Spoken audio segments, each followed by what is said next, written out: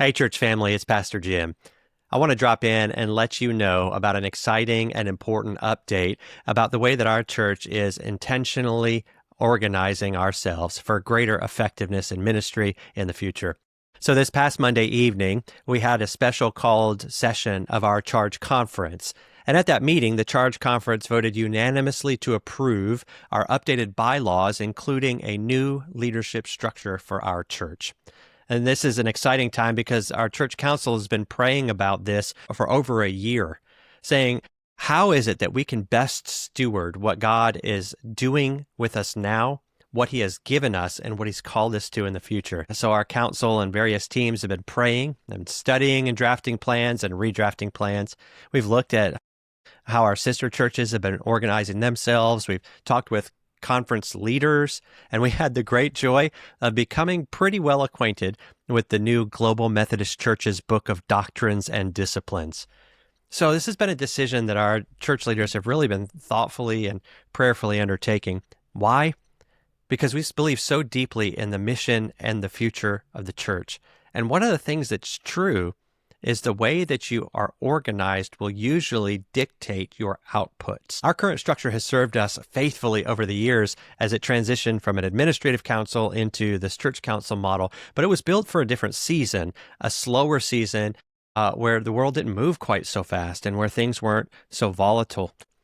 Now today, our church council there are 30 members on that board, plus pastors and staff. And then across the whole structure of the church, there are 76 elected positions.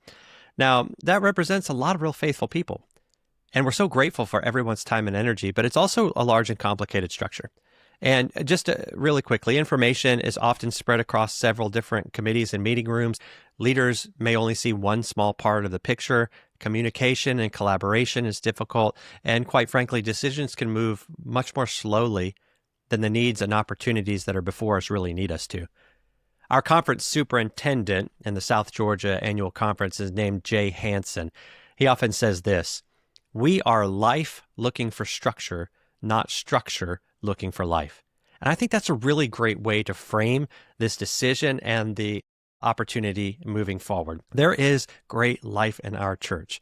It's amazing to think that over 180 years ago, God planted this church in downtown Albany, and to this day, it is so obvious that he has plans and purpose for us. We see people growing as leaders, developing ministry, leaning in to grow in discipleship and holiness with a great eagerness and hunger for the Lord, and we want a structure that supports that life. We don't want to pull from that life simply to support the structure. You see, that's backwards. A grapevine doesn't exist so that the trellis can exist. The trellis exists to support the grapevine. And so our Charge Conference has elected that starting January 1st of 2027, we will be structured in a way that looks more like this.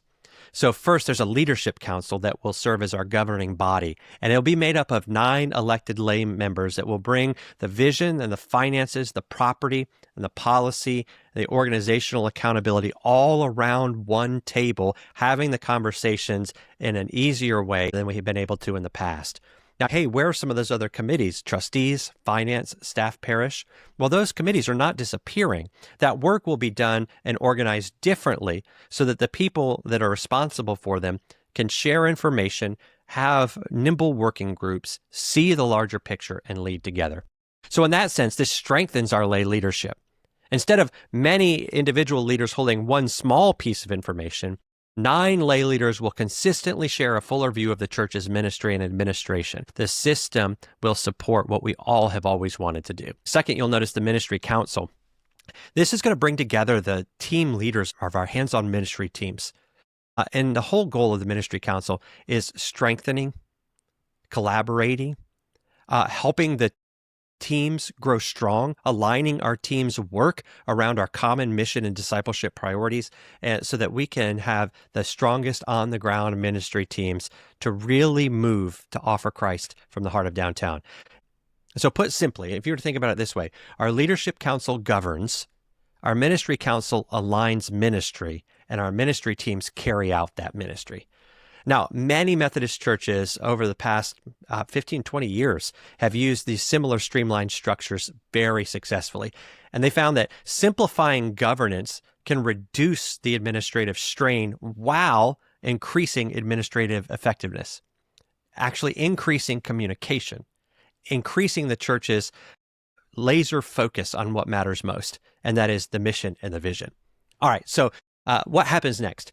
So our nominations committee will remain in place. Our church has always had a nominating committee that nominates leaders for election. So over the coming months, our nominating committee will nominate the initial members of our leadership council, and those nominees will be presented for election at our annual charge conference, which is held in October.